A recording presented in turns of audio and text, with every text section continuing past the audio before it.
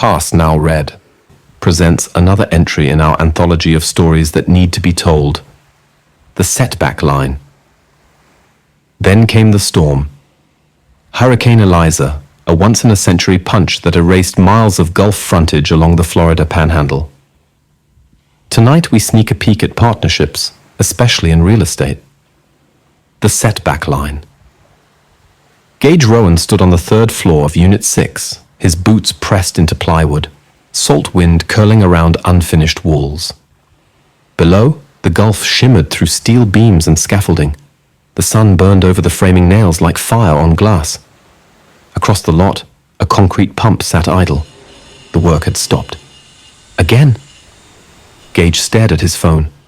One new voicemail. From Mitch. He didn't need to listen. He already knew what it said. 3 years ago, Gage was designing museums in Austin. Smooth galleries, clean budgets, rigid clients. Then came the storm. Hurricane Eliza, a once-in-a-century punch that erased miles of Gulf frontage along the Florida Panhandle.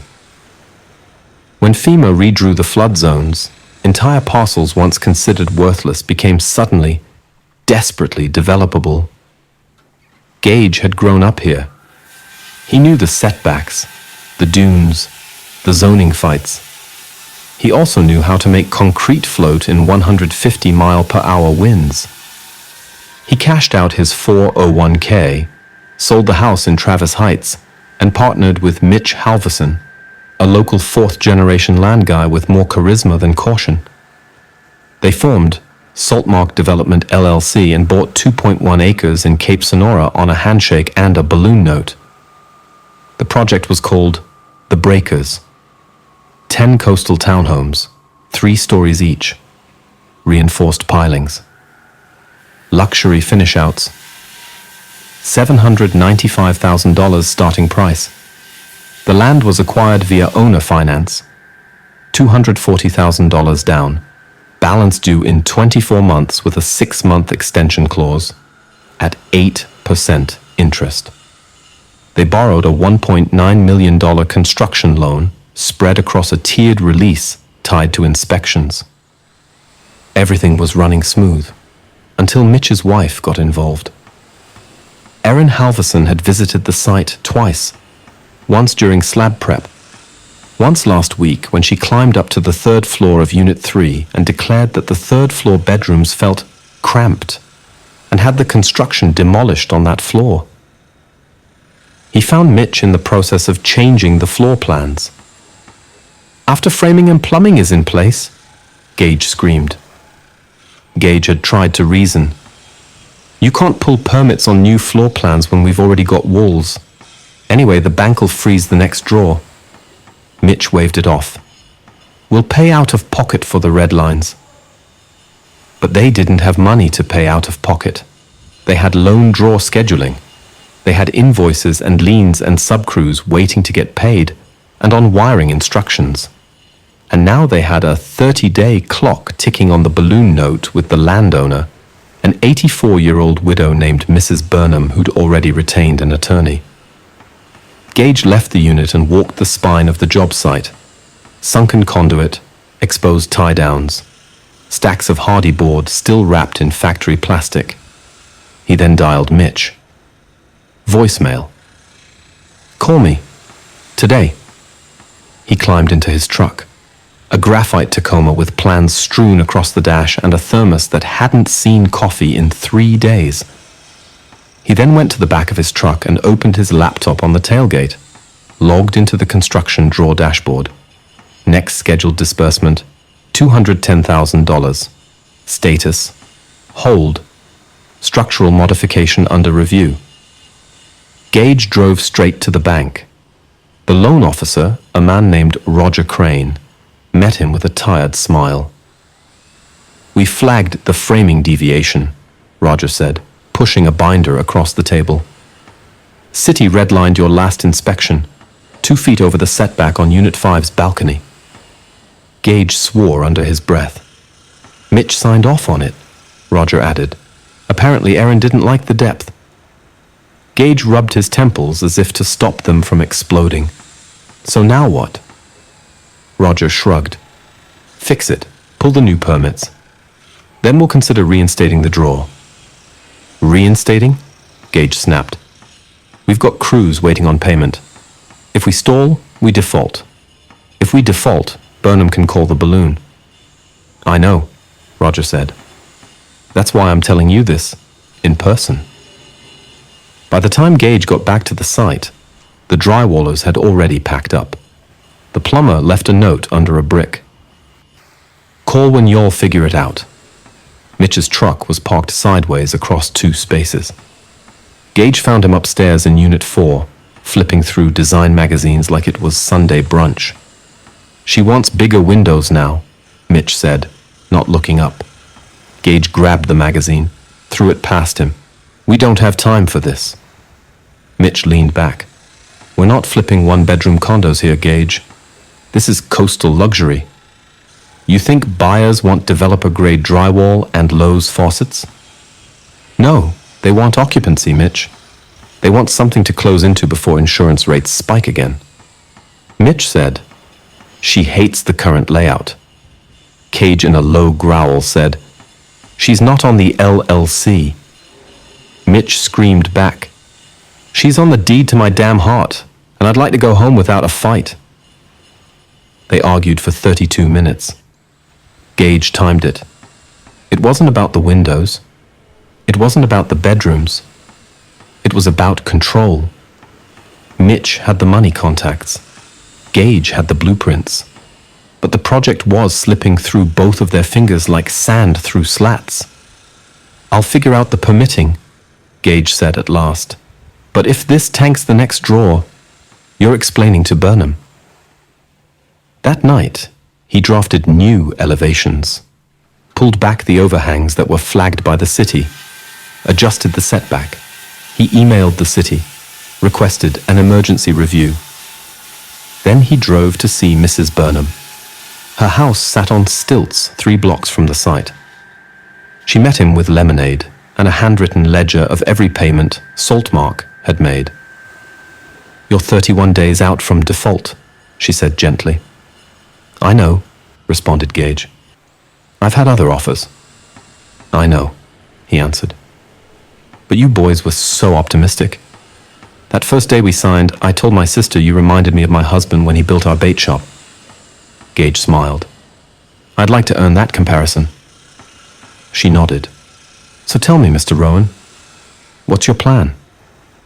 He laid it out in detail, trying to regain her confidence. New plans submitted. Draw scheduled to resume within 10 business days. Buyers lined up for 3 units. Earnest money already placed. He even offered to refinance the balloon into a 12-month note at 9% interest with Saltmark covering all closing costs. She listened, then leaned forward. I'll give you 60 days. Gage exhaled. But I want a unit. Market rate. End cap. Done. And I want you overseeing it. Not some dude your partner's wife approves.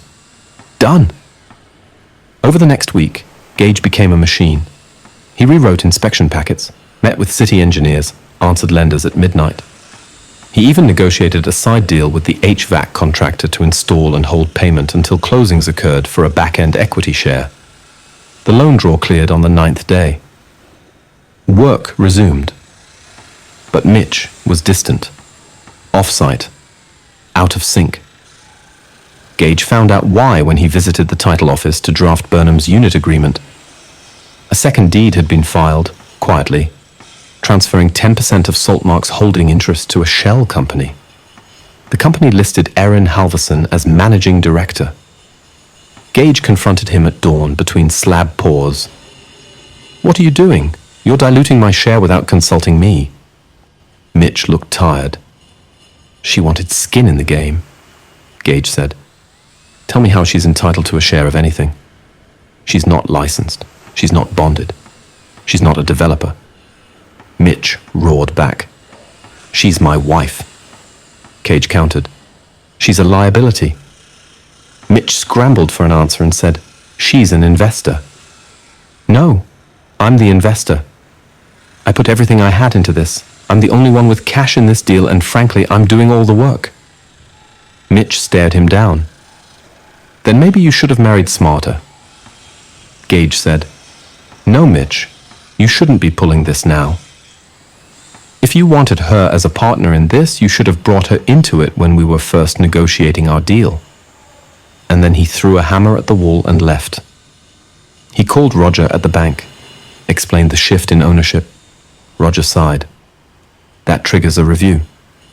Just keep the draw flowing, Gage begged. I'll try. That night, Gage slept in the job trailer. When he woke, the site was empty. Someone had pulled down the permit board. It was nowhere to be found.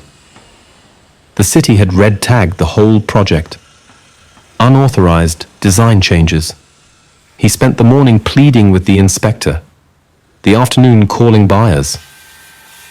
3 backed out. 1 demanded his deposit back. And then the lien notices began to arrive. $118,000 in unpaid invoices. Mitch had not paid. At sunset, Gage climbed to the top of Unit 10, looked out over the water and realized he had totally screwed up. You can never trust you know what's in someone else's heart.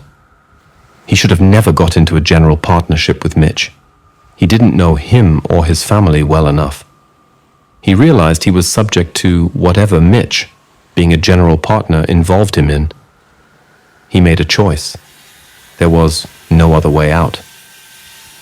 Early the next day, he sat down with Mitch and explained the situation. Gage wanted Mitch and his wife out. He explained he could always go back to doing what he had always done, architecture. But if this job cratered and it was headed that way, they'd find themselves suing each other along with defending litigation from subcontractors and the bank, not to mention Mrs. Burnham and possibly potential buyers. They were talking about millions of dollars of debt plus attorney's fees. Mitch was in no position to argue. He and his wife had had the 3rd story demolished of all framing in order to accommodate her whim. And the unpaid invoices, where did the money go? Gage emphasized the easy way out was for he and his wife to bow out. Within 2 weeks, Saltmark was dissolved. Mitch finally realized the position he was in, but his wife wouldn't let go of what she had her teeth into. The land was restructured under Rowan Coastal Holdings. Mrs. Burnham signed as a silent partner. Mitch retained 10% through Erin's company, now subordinate to Rowan's majority control. The word was out. Mitch wouldn't be developing again soon, but Mitch kept his name on the sale signs. Gage designed a new model, simpler, smarter. And the final unit, Mrs. Burnham's, had a 3rd-floor view that made the ocean look like forgiveness. Because in coastal real estate, setback isn't just a line in the sand. It's how far you're willing to be pushed before you turn the tide. You have been listening to The Setback Line, produced and adapted for audio narration by PastNowRead, stories that need to be told. Please subscribe and hit that bell for future updates. If you like this story, stay tuned for the next. Follow for more. Please tag with someone who may like PastNowRead, stories that need to be told. Thank you. All content and images are copyrighted by Phone House, LLC. 2025, all rights reserved.